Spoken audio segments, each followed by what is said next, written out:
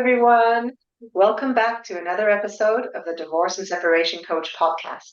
Today, we're talking about financial planning during divorce. Now, we all know that the decisions we make during our divorce have long-term implications, especially the financial ones. So it's really important to get financial advice from the very beginning of the process and throughout to make sure that the decisions we're making are the right ones for our long-term financial health. So I want to understand a little bit more and dive deeper into the world of financial analysts and what kind of support they offer people, in particular in the context of divorce. So to talk about that, I've invited Victoria Kirilloff. Victoria is the founder of Divorce Analytics. You may have seen her on social media. She does amazing stuff. Divorce Analytics is a firm dedicated to making the financial side of divorce transparent and productive. So by helping her clients focus on financial facts, Victoria can help them transform that journey from a destructive one to one of empowerment. And this business was started actually, interestingly, Victoria, on the back of your own divorce, where you were struggling with divorce financial arrangements, and you actually developed the first divorce impact analysis, which you used to reach a settlement with your spouse. So Victoria, alongside her many financial licenses, is also a certified divorce financial analyst, a certified divorce specialist, and a nationally certified professional mediator. Thank you so much, Victoria, for joining us. It's great to speak to you. Thank you so much for having me this morning, Chloe. It's an honor to be here. Well, could you start by explaining to us what you do and how you typically work with people through their divorce? Yeah. So most people don't realize that divorce is truly a four-phase event, Chloe. It begins with the emotional and social phase, and that's really best served by working with a divorce coach like yourself, right? You have to understand that your spouse, especially if you're the one planning this, they're going to be in a completely different place emotionally, and it might seem like they're being resistant to change. In actuality, they're still in the beginning stages of the grief process when you have already cycled through. So working with that coach can help you be really mindful of that emotional phase. But then when you start, communicating that to them, you now have to tell everyone else in your world. And that's when you slide into the social phase. And when you have kids, it's even more important to work with a divorce coach that can help you craft your story. So your kids are hearing how the divorce will impact them directly from your mouth instead of social media or the kids on the playground. Yeah. So after you've navigated the social and emotional phase, this is really where rubber hits the road. And this is now you're directly in the financial phase. And when you do the financial phase right, the final phase goes really quickly, which is the legal and the negotiation phase. So going back to the financial phase of divorce, you really have two separate events you have to navigate. The first is the financial discovery. So you're trying to do an entire snapshot to determine the marital estate value. Yeah. It is from the marital estate value that you actually get your divorce settlement. You need to know what's on the table, right? Absolutely. And when you have separate property, maybe you have a retirement account that was premarital, but then you got married and contributed marital finances to that. Well, that then becomes a mixed property asset. And it's on you, the separate property claimant, to then have the documentation to pull out those premarital funds from the actual account statement from that value. So it's really important to have a total maximization of each asset valuation done so you can set yourself up for success when it comes to the property division. Then the next phase of the financial phase really is to then look at the cash flow changes, right? Your family is going from one house to two. There's going to be some income tax changes, and there's a lot of information that you need to be aware of so you don't set yourself up for failure in your, post-divorce life. Yeah. So the value that people get from this is that they get that visibility early on of what assets are available. And then do you guide them also in trying to think of the best way possible to divide those? Yes. And so that's really the second stage, right? So most people get stuck in the financial discovery, but then you actually need to use all of this knowledge to create an evidence-based proposal that you can negotiate with your spouse. And people tend to forget this step, and it drives me up the wall because it will then lead to a very protracted, and lengthy legal battle, and you're not going to have an effective negotiation. A lot of attorneys, for some god-awful reason, do not talk about comprehensive settlements. They will Hmm. go literally one item at a time. Right. Yeah. That makes it very difficult to look at the big picture, doesn't it? Well, and oftentimes your financial issues for resolution are, interchangeable and they're interwoven. And how you take your spousal support payment, if you do a monthly or a lump sum, well, that is directly going to impact your property division proposal. If Yeah. you do that lump sum, you should take more property, right? If you do a monthly payment, you can do a 50-50 split. So Yeah. So with what's the value really when you're speaking to potential clients? What's in it for them in spending time working with you? Well, the most important thing for everyone to realize is your attorney is not a financial professional. They might have some working knowledge, they might have some experience, but at the end of the day, my whole life, my entire reason for being is like to learn more about finances and to help people really make smart divorce decisions so they can move on to the next stage of their life in a compact and, painless as possible manner. And so do you approach your services differently based on people's age, gender? Are they, do the same advice for everyone, or does it depend on their situation? Oh, oh yeah. Well, it always depends on everyone's situation. I should note that this information is not financial advice. This is strictly for general education purposes. And if you do have specific questions, reach out to your divorce professional. And this is definitely not legal advice. So, with that being said, everybody has their own divorce that they're going through, and your experience is so intrinsic to the type of assets you have, where you are in life, what contributions you made to the marriage. And Yeah. everything, though, about divorce, when you get to the financial phase, is easily negotiable, but you Yeah. have to build the evidence behind it. And Hmm.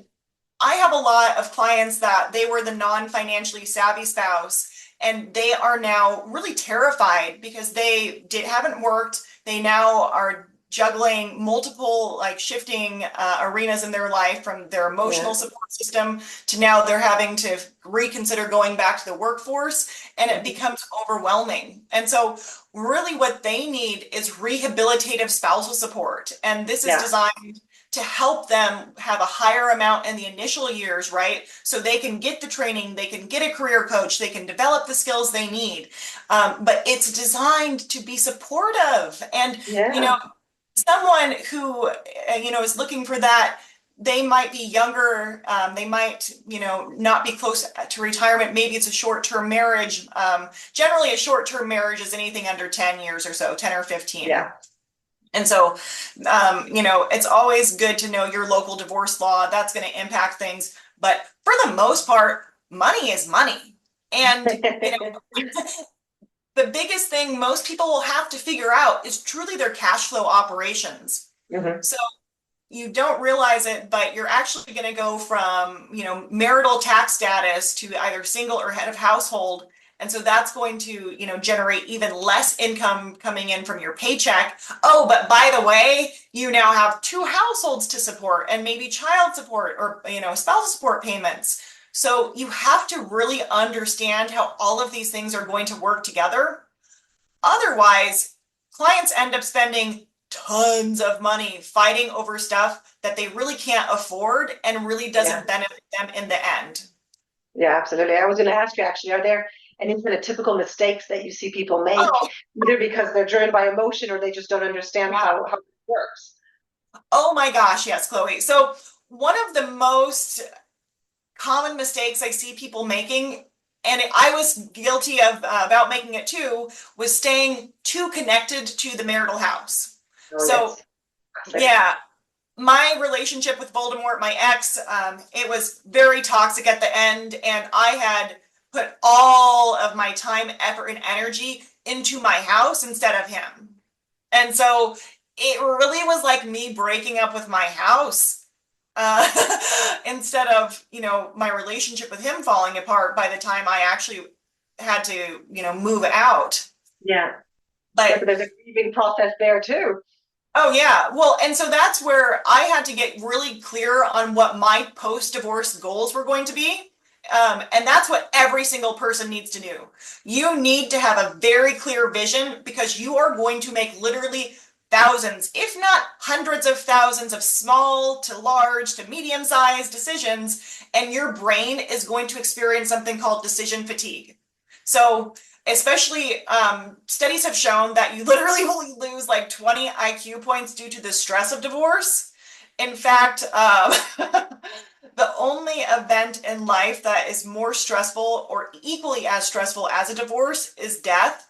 And honestly, in my opinion, and death, at least the person dies. Sometimes in divorce, you have to deal with your co-parent, and it might not be a great situation. So it is so stressful, and you are going to have your brain at reduced capacity. You probably won't be sleeping well. You're going to be having new routines, and if you don't have clear goals, it will be so easy for you to throw in the towel, to Yeah. just decide like, hey, I don't want to fight anymore, or really to fight for the wrong thing. So in my situation, even though I could afford the house, until I actually understood how it was going to impact my day-to-day financial operations and how I was going to have to change where I love shopping at Erewhon and Whole Foods. And I want to be able to continue to do that. So, Suddenly the math didn't add up anymore once you start looking at yeah, the numbers. Yeah. precisely. And for me, I wanted to put more of my energy on building my business. Yeah. So I had to take a step back and recalibrate with what I wanted my lifestyle to be. And I was okay then taking a decrease in my lifestyle then because I understood I had a bigger goal in mind. Mhm. And I could let go of the house. And it was only until I looked at the finances that I could truly let go and move forward with confidence. Absolutely. And that concept of having divorce goals is so important to divorce coaching as well, because it's that vision of the future that keeps you going, right? You've got a destination in mind, and then the decisions can be made against that objective rather than based on emotional reactions. What Yes. I find works quite well as well is with a lot of clients who are struggling to understand the implications of making one decision or another, the ability to model the financial implications. Is that something that you help them with? Oh, absolutely. I develop scenarios like, okay, well, this is what happens if you take the house, or if he takes the house, or if you sell it. And Yeah. looking at how it truly impacts your cash flow, but also you have to find new housing. And so, Mhm. what is that going to look like? It's also really important to factor in the tax consequences of any proposal as Yes. well. I Mhm. mean, these are long lasting financial events, and it is seriously the biggest transition of your financial life. And if you are not working with a certified divorce financial analyst, it is so easy to inadvertently not see around a financial corner, and then boom, you're going to be, 2 years down the road, all your divorce professional will have, fallen to the side because you've completed the process. And now you are left with a less than ideal financial outcome because you didn't have the knowledge to ask the right questions to set this phase up for success. Really. And the tax element is one that I see a lot. I mean, I work a lot with international divorce, so people have Mhm. properties in different places, and it's not the same tax implications. And so they'll say, oh, well, offset this property for that property. But actually, in one of the two countries, there's tax implications. So you're no longer looking at an equal value. And so having those numbers to really show them the difference and help them understand the implications of trading things that are not truly equal, it's really important. I think that having that independent voice to show them that is key, really. Absolutely. I mean, if you are not advocating for yourself, you are setting yourself up for failure. Yeah. No action is an action. It's just one where you do not exercise any control over the outcome. Yeah. And I find that also the kind of reports that you produce are incredibly helpful in the negotiation because they give the person a leg to stand on to explain why they can't accept a proposal, for example, from the other side. And say, look, this is the modeling that my financial analyst did. It shows that if I say yes, in 10 years' time, I'm in the red. And that's hard to negotiate or to argue with because the numbers speak for themselves. So it also helps having much more realistic conversations in terms of the negotiation. Absolutely. I make sure all of my reports are evidence-based. If there is not documentation that backs it up, it needs to have an assumption that is rooted in financial planning practices. Otherwise, I cannot put it in the report because it degrades the integrity. This is truly the most impactful portion because you need to have everything coordinated so the other side can look through your documentation and verify. You know, in God we trust, but all others verify. And that is very much so true in divorce financial analysis. Yeah. And if you are having a high conflict divorce, it becomes even more important because you are dealing with someone who engages in magical thinking. And the only way to really deal with them is to continue to bring them down to reality. And generally, finance is very triggering for high conflict individuals. They elevate money over humans.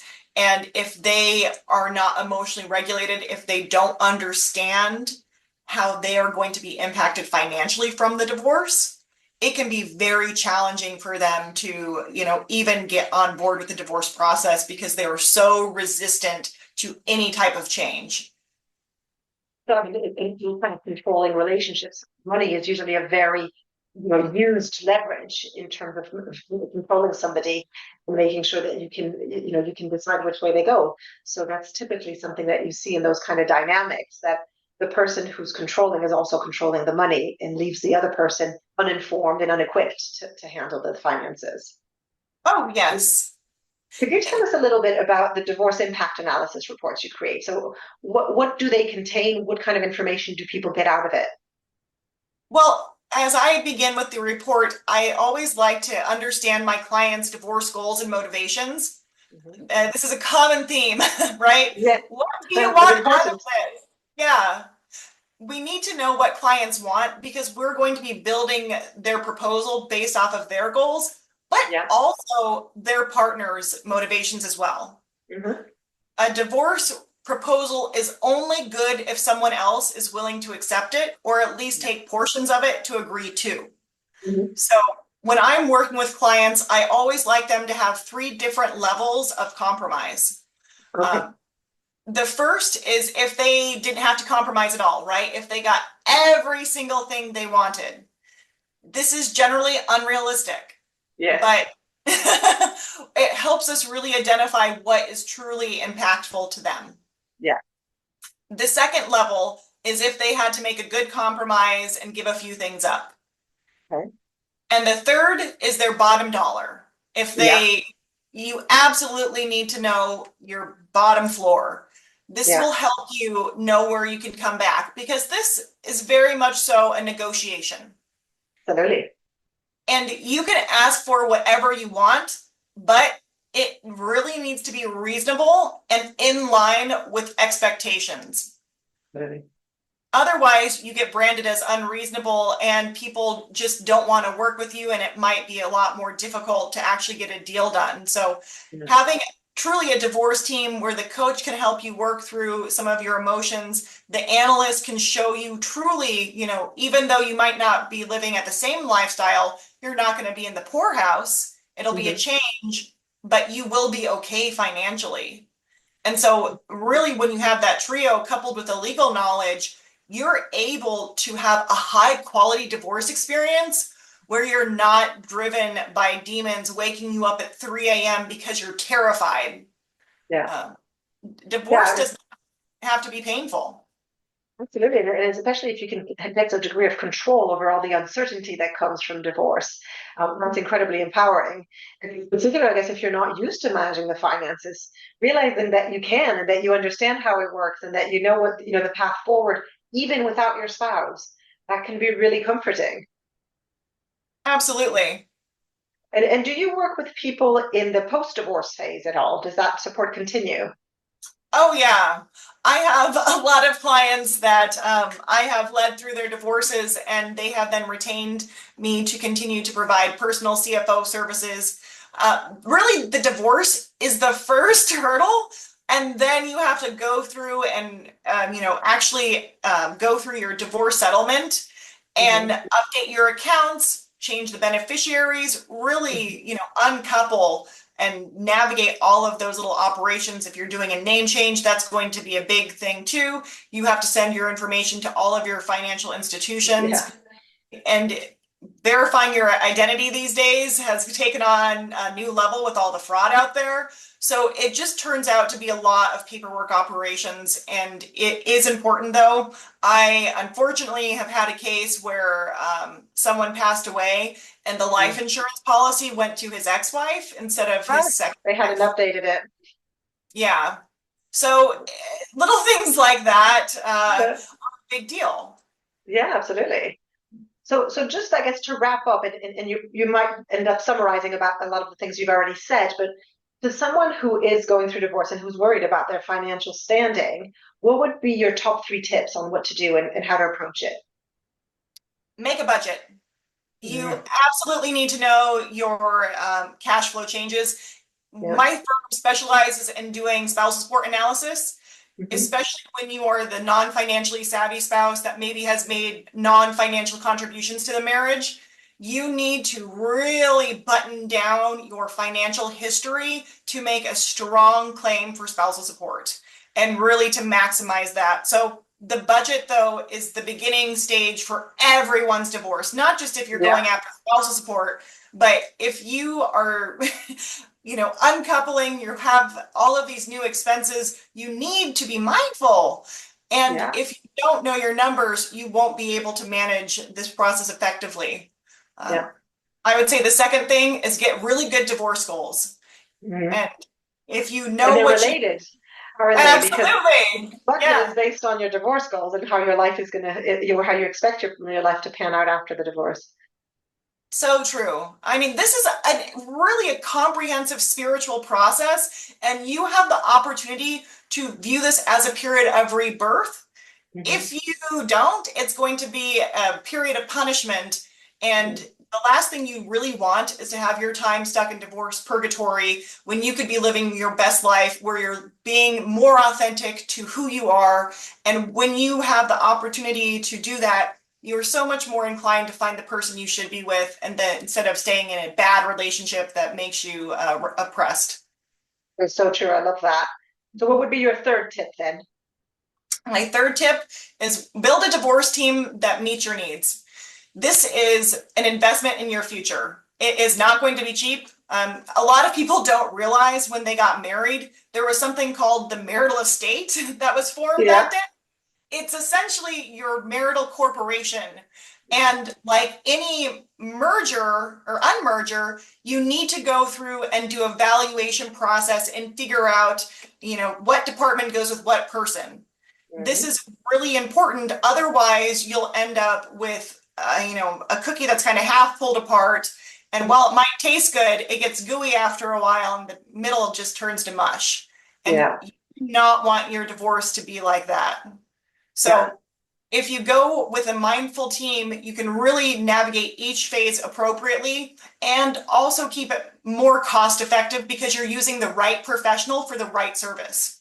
Yeah. When people use their attorney for a financial planner or a therapist, they end up with a huge bill and none of the relief that if they would have worked with the right professional, they could have Yeah. gotten. I am not trained in emotional regulation. I do a lot of it, but my clients are best served by working with a divorce coach that can help them develop those emotional regulation strategies and communication skills with their soon-to-be co-parent or ex, so they can have the right mindset to negotiate this, so they don't get divorce decision fatigue and have a really negative outcome and Yeah. drain their resources and destroys their relationships in the process. Absolutely. And I think people often say, it takes a village to get divorced. And it really does. It takes that team. And as you say, it's about using the right professional for the right thing and at the right rate. The analogy I often give is if you were going to have surgery, you wouldn't ask the surgeon to do the physio, and you don't ask the physio to do the surgery, and just like you don't ask the nurse to do the physio. So you have a team of different professionals, and they all come with their own expertise and their own price tag. And if you use the right people for the right thing, then you get the ideal result. And I absolutely agree with that. So I think that's exactly where the value comes in speaking to a specialist, engaging with a financial analyst who knows what they're doing, especially someone like you who has experience with divorce, and to really get those specialized insights and overlay that with the legal information you get from your solicitor or your lawyer, the information you get from your coach with regards to decision making, and any other elements you need to look at to make the right decisions really in the long term. Yeah. Well, thank you so much, Victoria. It was so nice to talk to you, and this was really, really helpful. I'm sure it'll help a lot of people to understand a little bit better what your role is, and especially how we can help them and save their divorce. Because I think that's really the message here: is make the investment, take the time to do this properly, because you're going to be living with the consequences for quite a while. Absolutely. Invest in your team and it'll benefit you in spades as you navigate the rest of the process. Yep. Well, thank you so much, Victoria. You have a lovely day. Thank you so much, Chloe.